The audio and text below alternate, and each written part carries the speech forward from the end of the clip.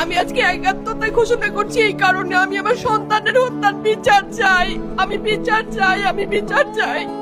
এই বিচার আপনাদের নিশ্চিত করতেই হবে। আমার সব সন্তানের কাছে আমার অনুরোধ, আপনারা আমার সন্তানের হত্যার বিচার করুন। কারণ হাদির শেষ ইচ্ছা ছিল যদি মৃত্যু হয় তবু যেন আমার মৃত্যু বিচার হয়।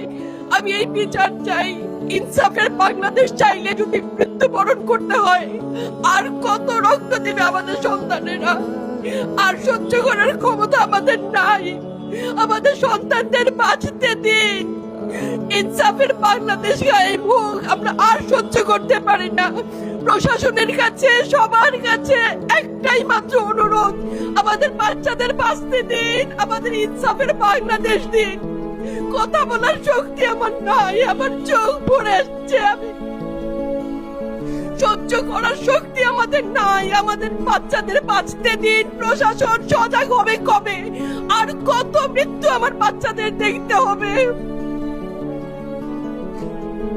আমি কথা বলতে পারছি না। আপনারা সবাই আমার বাচ্চা হাদির জন্য দোয়া করবেন, আমাদের বাচ্চাদের জন্য দোয়া করবেন। আর ইনসাফের বাংলাদেশ যেন